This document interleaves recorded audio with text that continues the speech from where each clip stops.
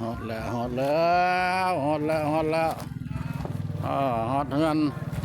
นางปองเนาะนางปองบรรณาคนดังเนาะโอ้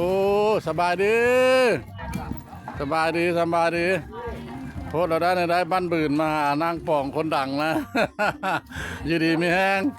อยู่ดีมีแห้งอยู่ดีมีแห้งพักผ่อนได้วันเสาร์วันนี้เนาะโอ้จ้า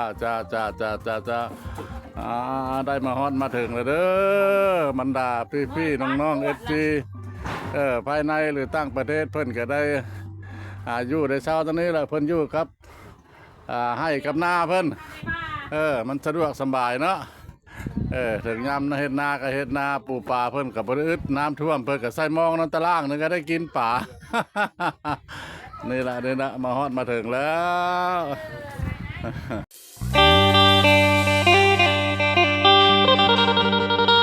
สบายดีโอ้เพื่อนอยู่นี่เนาะเจ้า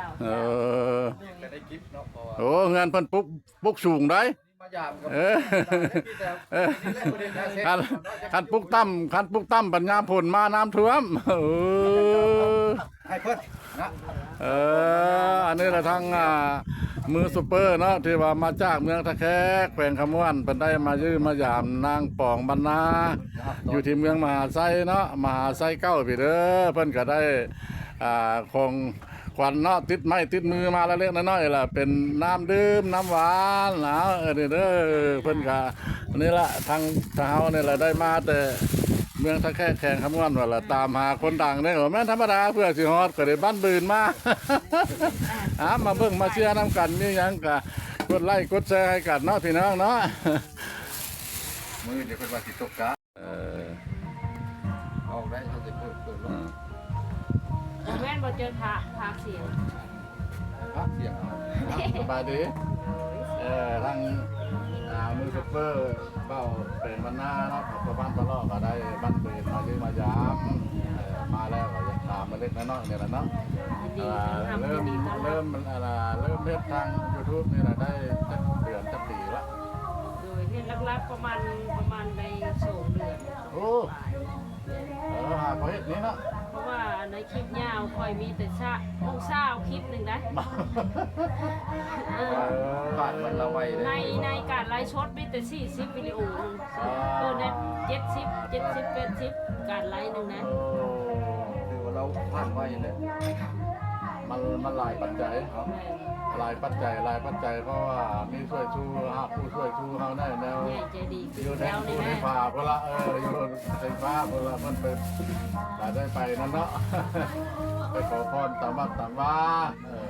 มันมีแนวมาช่วยคือเฮาเนี่ยล่ะบ่สิคันบ่ผ่านปีนี้ก็2ปีนี้ล่ะคือว่าแล้วเฮาก็มันอันนี้มันวัฒนาไปวัฒนามันเนาะอันนึงเฮาก็เป็นคนเท่าคนแก่แน่เนาะกะย่ามันเนาะเอามักได้ก็เอาบ่ได้ก็ยากคือเพิ่นว่าล่ะเฮ็ดไปเรื่อยๆเป็นความความได้นี่ก็ได้เนื้อเลยความสุข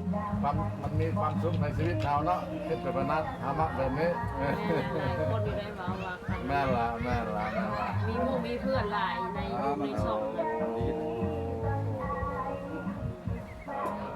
มาแล้วจังบ้านบืนมาเลยเห็นเมื่อไรมีผลลัพธ์อันใดมันอันนั้นได้กับว่าบ่อันเดียวได้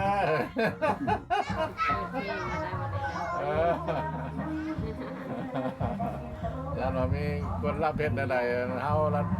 เพราะคนระยะนำละเฮ็ดเฟซบุ๊กระยะบ่เป็นเป็นติ๊กต็อกระยะบ่เป็นผู้เฒ่า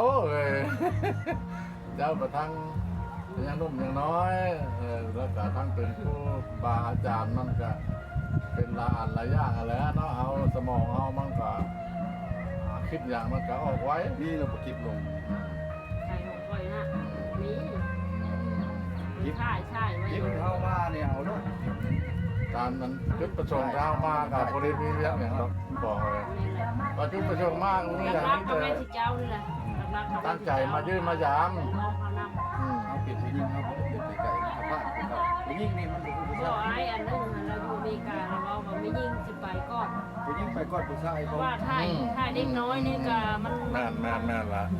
ว่ามันดีกว่าแบบเว้าอย่างไรก็เขาไปกว่า จะจับอันจับบ่เว้าหยังแล้วถ่ายเฮากินข้าวนี่ละมาเยือมายามเนาะมาเยือมายามน้องของบรรณาคนดังเพิ่นอยู่เมืองมหาไซเพิ่นก็ได้ลมเป็ดลมไก่เนาะต้อนรับทางอันนั้นมือซูเปอร์ของมือซูเปอร์บ้าวแปงบรรณากินข้าวนะ นี่ก็ทางนี่ล่ะเด้อเบื้องหน้าเบื้องตาเพิ่นเด้อนางปองบรรณานี่เด้อเพิ่นก็ใจดีใจวางอยู่ได้มาเพิ่นก็ข้าวเป็ดข้าวไก่ครับตอนท่านผู้ชมเลยเพิ่นต้มใส่หม้อแล้วจ้ำแจ่วเนาะอันนี้ก็บ่มีหยังเนาะนี่แต่ขอบบุญขอบคุณนะเพิ่นนี่ล่ะเพิ่นก็ใจกว้างใจขวางให้เพิ่นเดินแม่นแล่นสะดวกเนาะ เพิ่นทำตอนมาหาสาวปองบรรณาเนาะ